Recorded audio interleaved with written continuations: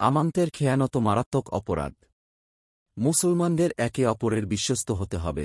রসূলুল্লাহ সাল্লাল্লাহু আলাইহি ওয়াসাল্লাম আমাদের এ শিক্ষাই দিয়েছেন।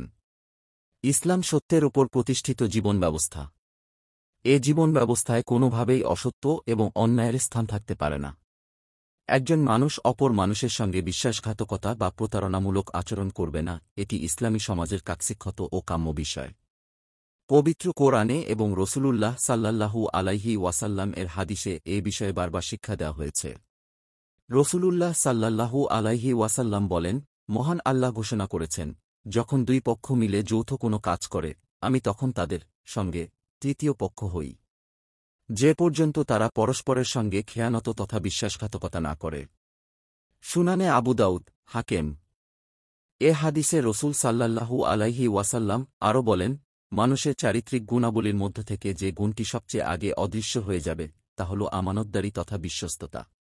আর শেষ অবধি যা রয়ে যাবে তা হচ্ছে নামাজ। এমন অনেক নামাজি আছে যারা কোনো কল্যাণী অর্জন করতে পারে না। আবু হুরায়রা রাদিয়াল্লাহু আনহু বর্ণনা করেন, রসূল সাল্লাল্লাহু আলাইহি ওয়াসাল্লাম বলেছেন, তোমরা খেয়ানত করো না, কেননা খেয়ানত কতই না শাস্তি ও তিরস্কারযোগ্য। আবু দাউদ ও তিরমিজি। সততা হল মানবজীবনের প্রধান মূলধন। যারা এ সম্পদে সমৃদ্ধ তারা সমাজের সবার আস্থার পাত্র। যে কারণে ইসলাম ব্যক্তিগত সততাকে গুরুত্ব দিয়েছে। হজরত ইবনে মাসুদ রাদিয়াল্লাহু আনহু বলেন, কিয়ামতের দিন আমানতের খেয়ানতকারীকে হাজির করে বলা হবে, তোমার কাছে গচ্ছিত আমানত ফিরিয়ে দাও। সে জবাব দেবে, ইয়া পরওয়ারদেগার, কিভাবে তা ফিরিয়ে দেব? পৃথিবী তো ধ্বংস হয়ে গেছে। তখন তার কাছে গচ্ছিত রাখা জিনিসটি যেভাবে রাখা হয়েছিল ঠিক অনুরূপ আকারে জাহান্নামের সবচেয়ে নিচের স্তরে তাকে দেখানো হবে। অনন্তর তাকে বলা হবে, যাও, ওখানে নেমে ওটা তুলে আন। অতঃপর সে নেমে গিয়ে সেটি কাঁধে বয়ে নিয়ে আসবে।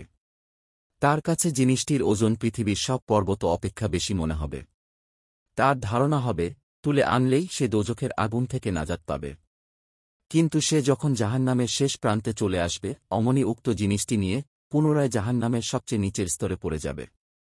এভাবে সে চিরকালই জাহান্নামে থাকবে।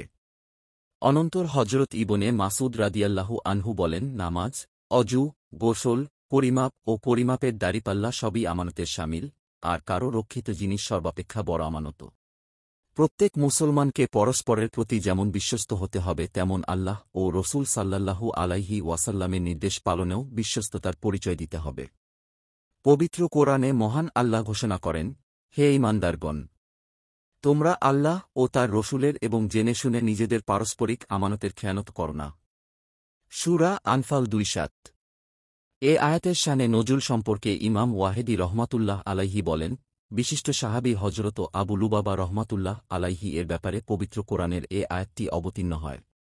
মুসলমানগণ যখন বনু কুরায়াকে অবরোধ করে রেখেছিলেন, আর বনু কুরায়ার মহল্লায় লুবাবার স্ত্রী ও ছেলে মেয়েরা অবস্থান করছিল, রসূল সাল্লাল্লাহু আলাইহি ওয়াসাল্লাম তখন কোনো এক বিশেষ প্রয়োজনে আবু লুবাবা রাদিয়াল্লাহু আনহুকে বনু কুরায়ার কাছে পাঠালেন। কুরায়া গোত্রের লোকেরা জানতে চাইল, আবু লুবাবা, সাদের সিদ্ধান্ত অনুযায়ী আমরা যদি অবরুদ্ধ অবস্থা থেকে বের হয়ে আসি, তাতে আমাদের কি পরিণতি হবে বলে তুমি মনে করো? আবু লুবাবা রাদিয়াল্লাহু আনহু আপন গলার দিকে ইশারা করে বোঝাতে চাইলেন, তোমাদের সবার গলা কেটে ফেলা হবে, কাজেই তোমরা তা করতে যেও না। তার এ আচরণ ছিল আল্লাহ ও রসূলের খেয়ান্তের পর্যায়ভুক্ত। আবু লুবাবা রাদিয়াল্লাহু আনহু নিজেই স্বীকারোক্তি করেন, আমি পা স্থানচ্যুত করার পূর্বেই বুঝতে সক্ষম হলাম, আমি আল্লাহ ও তার রসূলের খেয়ানত করে ফেলেছি। এরপর হজরত আবু লুবাবা রাদিয়াল্লাহু আনহু দীর্ঘ ৬ দিন মসজিদে নববীর একটি কাঠের খামের সঙ্গে নিজেকে বেঁধে রাখেন এবং তোবা মঞ্জুর হওয়ার ঘোষণা আসার পরেই তিনি বাঁধনমুক্ত হন। হজরত ইবনে আব্বাস রাদিয়াল্লাহু আনহু বলেন, আল্লাহ বান্দাদের জন্য যা কিছু, যে বিষয়গুলো ফরজ করেছেন, তাই আল্লাহর আমানত অর্থাৎ ঘোষণা দেওয়া হয়েছে, তোমরা আল্লাহর দেওয়া ফরজ আদেশ নিষেধ ভঙ্গ বা অমান্য করো না। হজরত কালবি রাদিয়াল্লাহু আনহু বলেন, আল্লাহ ও তার রসূলের অবাধ্যচারিতাই হচ্ছে খেয়ানত। আল্লাহর ফরজকৃত বিধানের ব্যাপারে প্রত্যেকেই আমানতদার। আবু হুরায়রা রাদিয়াল্লাহু আনহু বর্ণনা করেন, রসূল সাল্লাল্লাহু আলাইহি ওয়াসাল্লাম বলেছেন, মোনাফেকের চিহ্ন ৩টি, যখন কথা বলে মিথ্যা বলে, যখন অঙ্গীকার করে ভঙ্গ করে এবং যখন তার কাছে কিছু গচ্ছিত রাখা হয় তখন তা খেয়ানত করে। বুখারী ও মুসলিম। আহমাদ, বায়ার ও তাবারানির বর্ণনায় রসূল সাল্লাল্লাহু আলাইহি ওয়াসাল্লাম বলেছেন, যার আমানতদারি নেই তার ঈমান নেই এবং যে প্রতিশ্রুতি রক্ষা করে না তার ভিতর দ্বীন নেই। সব ব্যাপারেই খেয়ানত বা বিশ্বাসঘাতকতা দোষণীয়, তবে একটা অন্যটা অপেক্ষা বেশি দোষণীয় হতে পারে। যে লোক ক্ষুদ্র কোনো বিষয়ে বিশ্বাসঘাতকতা করল, আর যে কারো অর্থসম্পদ ও পরিবার পরিজনের ব্যাপারে বিশ্বাসঘাতকতা বা আরও বড় কোনো অপরাধ করল, তারা উভয়ে সমান নয়।